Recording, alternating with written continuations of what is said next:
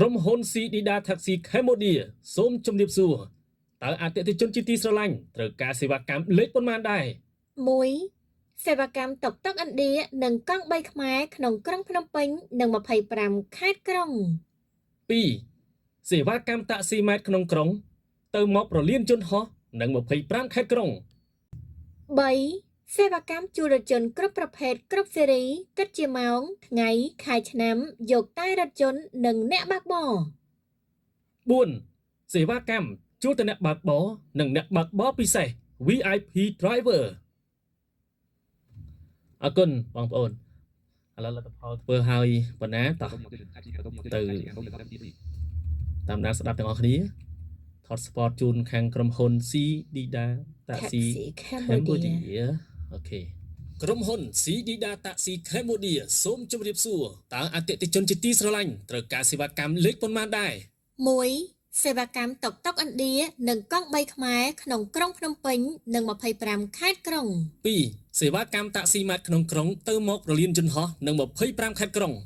3. សេវាកម្មជួលរថយន្តគ្រប់ប្រភេទគ្រប់ស៊េរីគិតជាម៉ោងថ្ងៃខែឆ្នាំយកតែរថយន្តនិងយកទាំងអ្នកបើកបរ 4. សេវាកម្មជួលតែអ្នកបើកបរនិងអ្នកបើកបរពិសេស VIP driver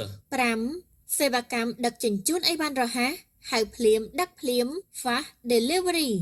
6. សេវាកម្មកៅសណ្ដងប៉ះកង់ជួសជុលបំពាក់ហ្គាសរថយន្តគ្រប់ប្រភេទ 7. សេវាកម្មទៅយកអ្នកពិសាគ្រឿងស្រវឹងជ្រុលចេញពីកម្មវិធីផ្សេងៗទាំងមនុស្សនិងរថយន្ត 8. សេវាកម្មដឹកនិងទៅទទួលអ្នកជំងឺពីមន្ទីរពេទ្យសម្រាប់ករណីស្រាលៗនិងចេញពីសម្រាលបុត្រធីតា 9. សេវាកម្មតាក់ស៊ីអេបក្នុងក្រុងនិង25ខេត្តក្រុង 10. សេវាកម្មជួលរថយន្តក្រុងទេសចរគ្រប់ប្រភេទ 11. សេវាកម្មដឹកសិស្សសាលាប្រចាំថ្ងៃខែឆ្នាំ 12. សេវាកម្មភ្ញៀវជីកិតលុយប្រចាំខែដឹកសរសេរបង 13. សេវាកម្មប្រឹក្សាយោបល់ធានារ៉ាប់រងរថយន្តគ្រប់ប្រភេទ 14. សេវាកម្មប្រឹក្សាយោបល់សាលាបង្រៀនបើកបរ 15. សេវាកម្មដឹកអីវ៉ាន់រើផ្ទះនិងដឹកអីវ៉ាន់តូចធំគ្រប់ប្រភេទ25ខេត្តក្រុង